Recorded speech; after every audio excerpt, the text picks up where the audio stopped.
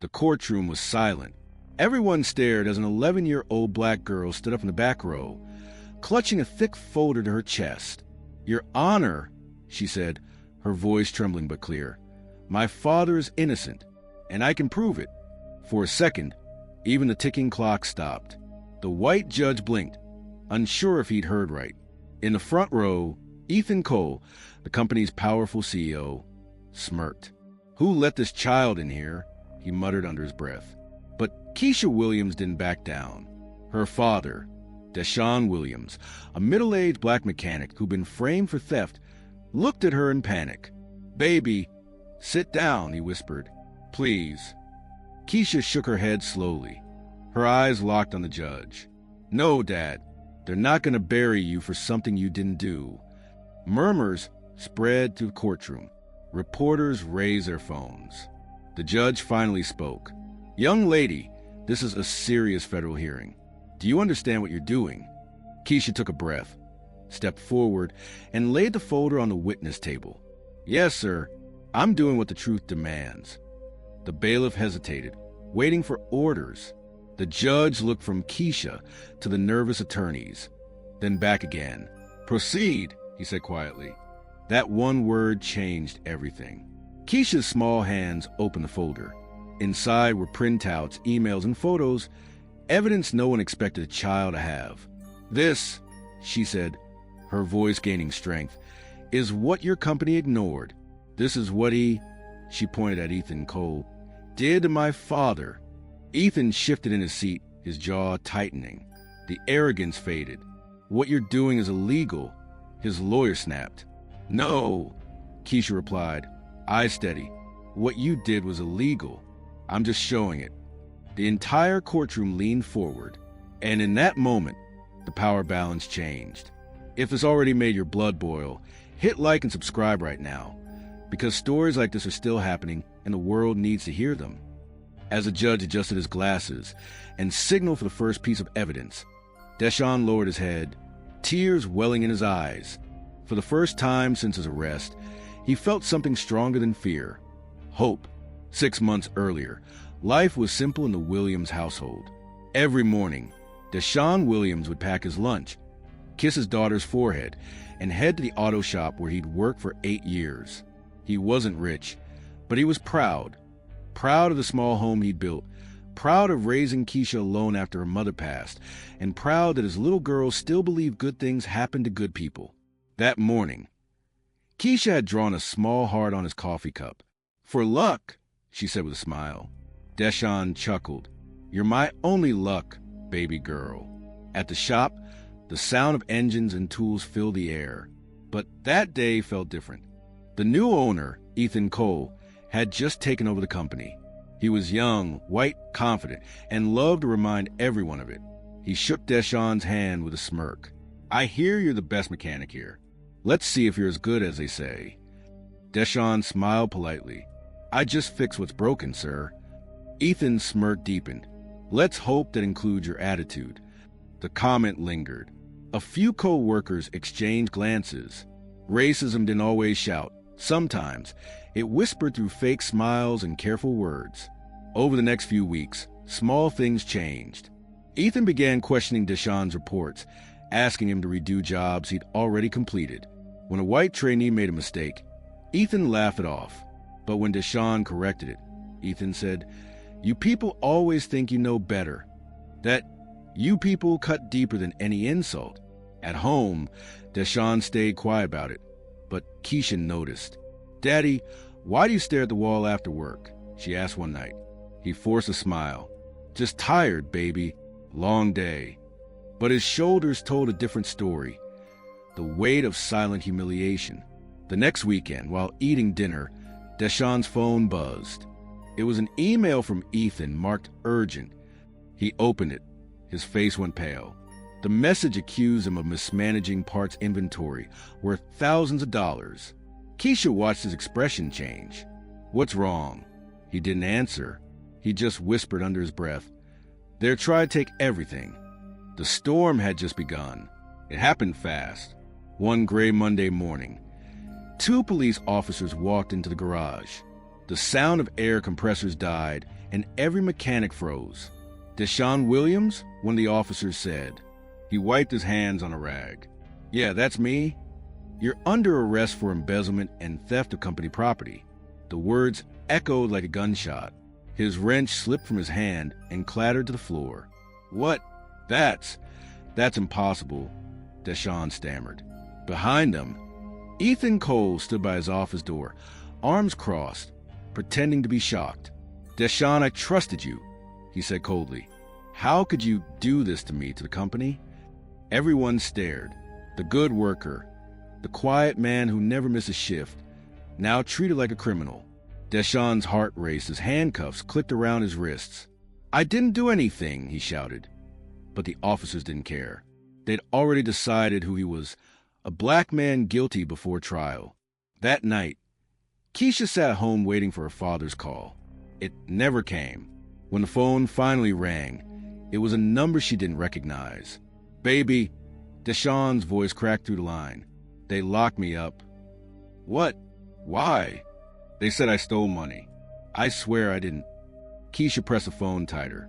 "Daddy, who did this?" There was a long pause. "Ethan," he whispered. "That man set me up." Tears rolled down her cheeks. She looked at the photo of them on the mantel, her father's smile, her hand in his. "How could they believe that?" she muttered. "He's the one who helps everyone." The next morning, she went to the garage, pretending to look for her father's things. Ethan was there, giving an interview to a local reporter. "Tragic situation," he said smoothly. "But no one is above the rules, no matter their background." Keisha froze. That word, background. She knew what he meant. Her jaw clenched. She slipped out before anyone noticed, her heart pounding.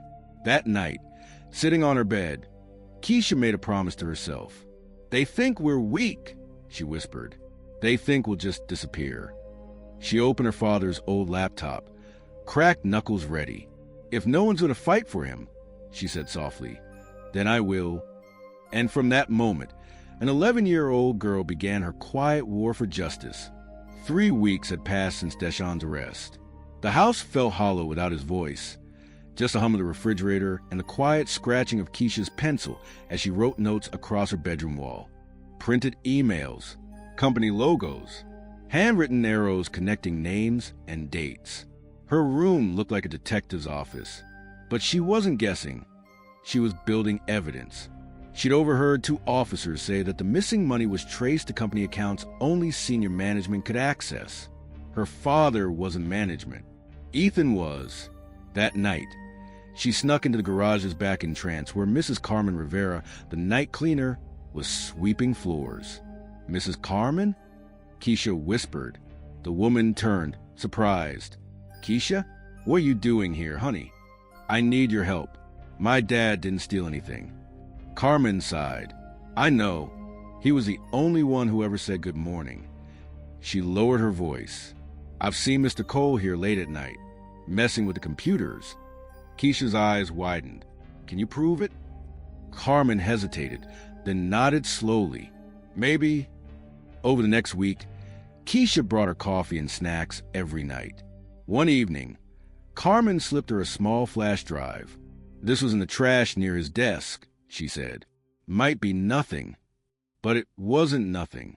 It contained security logs showing Ethan's late-night logins under her father's account. If this happened right in front of you, what would you do? Tell me in the comments. I read every one. And if you want justice as much as I do, hit subscribe. The next person to help was MS. Amanda Brooks, Keisha's school librarian. She'd noticed Keisha spending extra hours at the computers. "Keisha, are you okay?" Amanda asked softly. Keisha looked up, eyes tired but burning with purpose. "If someone innocent was being punished, would you help prove the truth?" Amanda studied her, then nodded. "Always." With Amanda's guidance, Keisha organized her evidence. Time-stamped emails, altered invoices, and even voice recordings Carmen secretly captured of Ethan bragging to a co-worker. "Relax," he'd said. "They'll never believe a black mechanic over me." That one line sealed his fate. By the end of the month, Keisha had everything: a full map of fraud and proof of how Ethan framed her father. All that was left was to make the world listen. She looked at her wall of evidence and whispered, "You thought we were powerless. Let's see how quiet you are when the truth speaks." The girl who once hid behind her father's shadow was now ready to stand before a judge. The courthouse loomed tall and cold, its marble columns gleaming in the morning light. Inside, whispers followed Keisha Williams wherever she went. A child at a federal trial. It sounded absurd, but she wasn't just any child now. She was the key to a truth no one else dared to face. Deshawn sat quietly beside his lawyer, his hands trembling. He looked more tired than ever. Months of accusations had drained the life from him. Across the aisle, Ethan Cole straightened his designer suit, smiling confidently for the reporters. "Let's wrap this up quickly," he told his lawyer. "I've got a meeting at noon." To everyone watching, it looked like an open-end shut case. The evidence had been found on Deshawn's computer. His boss, a respected CEO, had testified against him. But no one knew that an 11-year-old girl had built a better case than any lawyer in the room. Before the trial began, Amanda Brooks walked up to Keisha outside the courtroom. "You ready?" she asked. Keisha clutched her folder tighter. "I'm not scared of him anymore." Amanda smiled. "Good, because truth scares bullies more than anything." The prosecutor, Mr. Davidson, started the hearing with confidence. "Your Honor, the evidence is overwhelming. The accused diverted $75,000 from company funds." Judge Bradley Thompson nodded, adjusting his glasses. "Proceed." But when the defense was asked to respond, Keisha stood up before her father's lawyer could speak. "Your Honor," she said, voice shaking but determined, "I have something to show you." Gasps rippled through the audience. Judge Thompson frowned.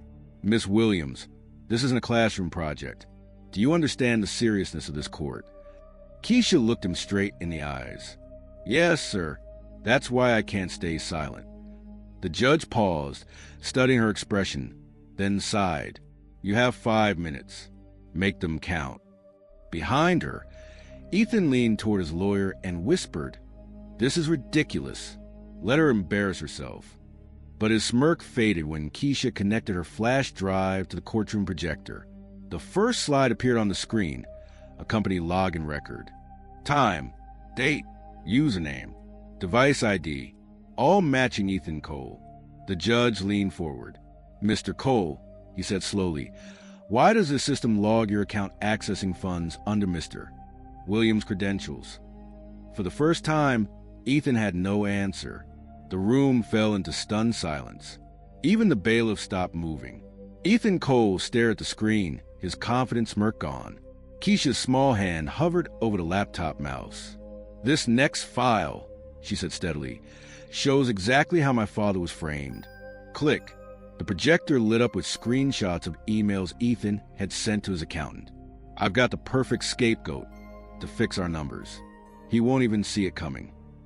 Gasps echoed through the courtroom. The judge's face tightened. "Is this real, Mr. Cole?" Ethan's lawyer jumped to his feet. "Objection. This evidence hasn't been authenticated." Keisha interrupted. "I already had it verified by a forensic analyst from the Public Records Office. My teacher helped me file the request." The judge raised an eyebrow. "Remarkable initiative, young lady. Continue." Keisha nodded, changing slides. "Here are the security camera photos from the garage, taken at 2:07 a.m., 2 days before my dad's arrest. Notice anything?" The footage showed Ethan entering his office, glancing around nervously, then inserting a flash drive into Deshawn's work computer. Whispers swept through the gallery. "Your Honor," Keisha said softly, "that's the night he planted the false data." Ethan's composure broke. "You can't prove that's me," he shouted. Judge Thompson adjusted his glasses. "It's your face, your office, and your ID badge, Mr. Cole." Just then, Mrs. Carmen Rivera stood up in the back row, holding a small recorder. "Your Honor, I have something too." The judge gestured for her to approach. She pressed play. Ethan's voice filled the room. "Relax. No one's going to believe a black mechanic over me. The man's a liability. I'm saving the company. The entire courtroom erupted. Reporters typed furiously. Cameras flashed, and Ethan's lawyer dropped his pen. "Order," the judge bellowed, banging his gavel. He turned to Deshawn. "Mr. Williams, you're free to go." Deshawn covered his face with his hands, overwhelmed. Keisha ran to him, tears streaming. "You did it, baby," he whispered. "You saved me." Judge Thompson looked at her with awe.